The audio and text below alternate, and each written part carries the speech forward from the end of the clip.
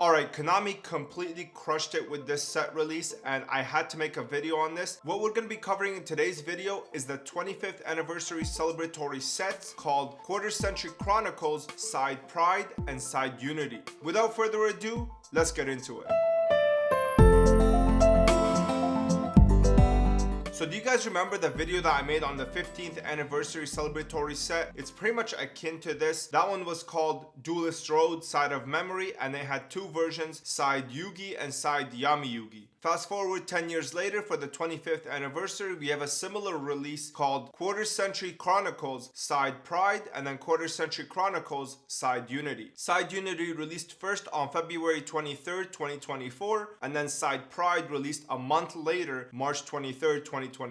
Now for this set, there's two sides to this. There's like the playability side where they go like with trap tricks and like a bunch of other stuff I'm not even gonna approach talking about. What I want to talk about here is the collecting side of it. They're pretty much cards that have zero playability value and they're cards that are pretty much restricted to just collectors wanting them. Now the reason that I think this set hits on every cylinder is not only does it give you awesome reprints for the players, so like there's incentive to open there and make some money back, but there's also a lot of collector value here. I guess the best way I can put this is just to read some of the iconic cards that you can get from these sets, and we're gonna start off with Side Unity, which again released first. The first card that you can get is the Dark Magician. This card can come as an ultra rare in this set. It can also come as a secret rare, but that's what we call prismatic secret rare, so it looks very similar to DDS. It can come in the new ultimate rare, and that's the same rarity that we saw in the rarity collection one, so it's not really an ultimate rare. It's a little bit different. I think it looks great, but I know some people don't really like it. And then finally, you can get it as a quarter century secret rare, aka Starlight rare. The next card you can get, as well as every other card on this list, you can pretty much get in every single rarity that I just mentioned. And let's just name them off. We have Dark Magician Girl, we have Elemental Hero Neos, Stardust Dragon, Slifer the Sky Dragon OG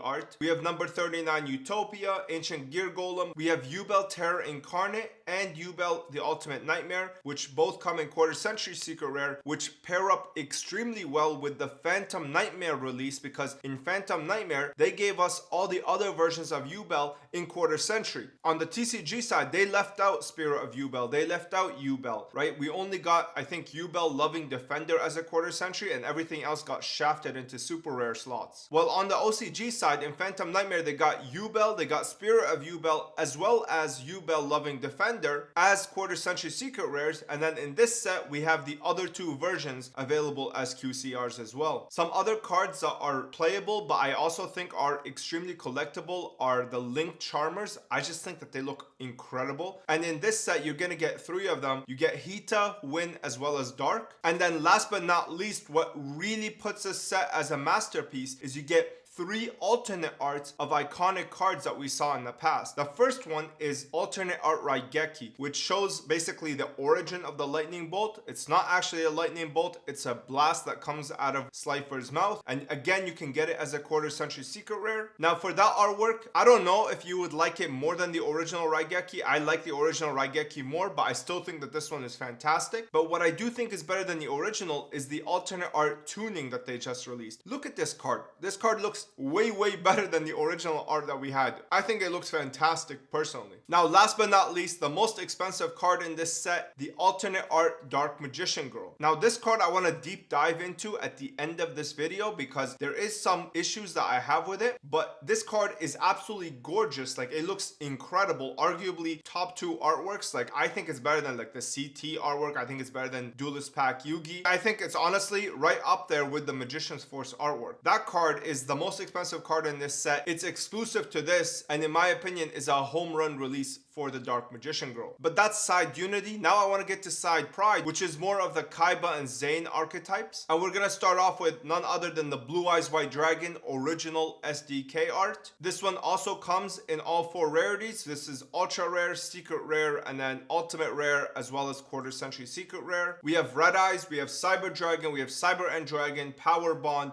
we have Obelisk and Raw. as quarter century secret rares here as well. We have a bunch of other archetypes like the Harpies, for example. And then one that I really wanted to mention, which I think if they brought over to TCG would be dumb expensive, is quarter century secret rare Thunder Dragon. Bro, the only card we have of that is like a super rare or an ultra rare from, I think, Legendary Collection Kaibas. I think this card is definitely worthy of a quarter century secret rare, and I'm glad that they put it here on the OCG side. We just need it on the TCG side so we can use it for GOAT format. I think it's badass. And just like on side Unity, we have 3 of the 6 Charmers. On the side Pride, we have Asa, Iria, as well as Lina. But it doesn't stop there. Again, just like on side Unity, they gave us 1 alternate art Dark Magician Girl, and then they also gave us alternate arts for Harpy's Feather Duster, which looks amazing in my opinion. And then they gave us probably, in my opinion, the best alternate art in this whole set, and that is Limited Removal. They took a basic PSV artwork and they completely crushed it with this new one. It looks absolutely gorgeous. I love that they put the Cyber End Dragon on there. Like, it's just badass, man. Like, Limited Removal, the alternate art is just ridiculous. I think that it's a fantastic release, but it doesn't even stop there. Now I want to get to alternate art Red Eyes and the Dark Magician Girl, because there are some things that I was not expecting. So when they first announced these alternate arts, they actually released a set of 4. So it would be Dark Magician Girl, Red Eyes, as well as Blue Eyes. And the way that they announced them through these plaques that you can win from this set. And the way that you win those is through something called these entry tokens. What I mean by that is within these boxes, there's sort of like this Charlie and the Chocolate Factory golden ticket type of thing, where sometimes you can pull a token in there which grants you a code, and this code makes you eligible to enter a raffle for these plaques that are limited to 1,000 pieces. The plaque on side Unity is Dark Magician Girl with the Dark Magician, and then the side Pride is the Red Eyes and the Blue Eyes. And these artworks on these cards are actually a little bit different than the ones that you'll see inside of the set that you can actually pull. Like the Dark Magician Girl that you pull from side Unity looks different than the one on the plaque. The Dark Magician Girl herself is the exact same, but the background is different. On the plaque, you can see that there's like this magician's circle that branches across 2 cards, right? I think that looks really sick. And then the Red Eyes that you actually pull from the packs is different than the one that's on the plaque, because the one on the plaque has a beam in his mouth versus the one that's pullable from the pack, which doesn't have anything.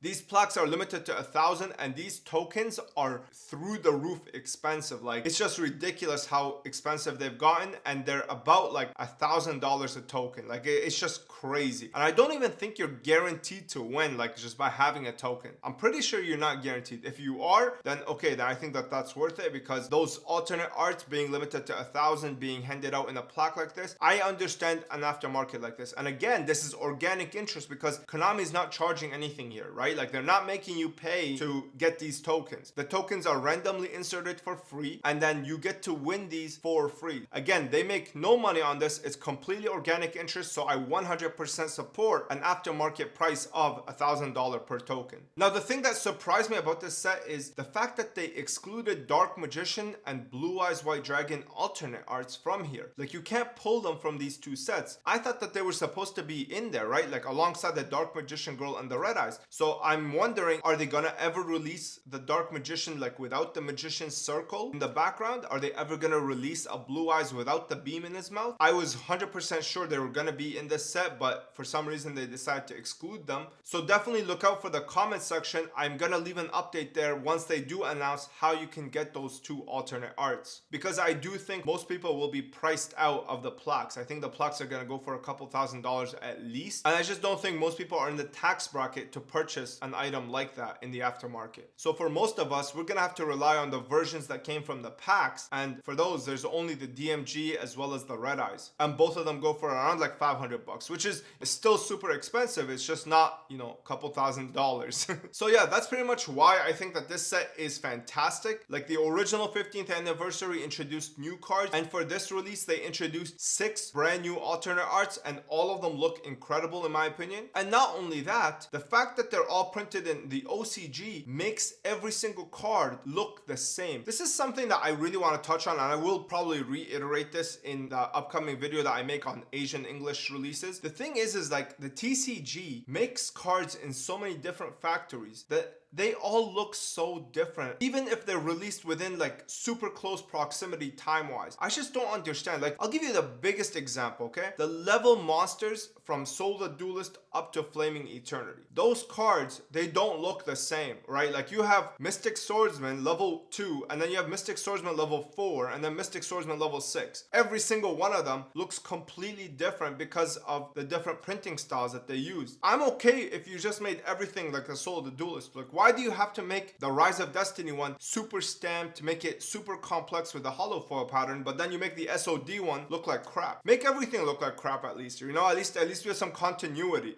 I think that this is a huge gripe that I have with collecting TCG. It's why I won't collect TCG Magician's Bonds and Unity. Like, if you hold the 3 that have been released together, every single one of them looks different. Well, if you look on the OCG side, they all look the exact same. The only difference is the color on the background, right? I just think as a collector with a huge amount of OCD, like, it's just that TCG is just not for me, man. I just cannot collect the TCG. Every single thing just pisses me off with how they release things, with how inconsistent the printing quality is. Some of them have terrible back whitening. Some of them have print lines. Like, it's just so annoying, and I just don't want to deal with that, okay? Honestly, like, this is where I've come to in my collecting career, where it's like, I just don't want to deal with the different versions of everything that they release. The OTS packs, right? Like, some of them are heavy stamped, some of them are not. Like, what is that, bro? Like, just make them all the same. Spend some time quality controlling everything. That's a long-winded rant for another day. I just want to make this video to make sure that you guys know about these new sets, because I think that they're fantastic. I'm gonna leave links in the comments where you can pick them up for the cheapest price. I highly recommend the new DMG as well as the new alternate arts. I think they're extremely collectible and they make great additions to your OG collection. Thanks for watching, guys. Let me know your thoughts in the comments down below. Do you think that this set was missing anything other than the Blue Eyes and the Dark Magician alternate arts? I'm not sure why they didn't put them in here. I think it's pretty much perfect otherwise. Let me know your thoughts in the comments. That's all from me today. I hope you guys enjoyed and I hope you learned something.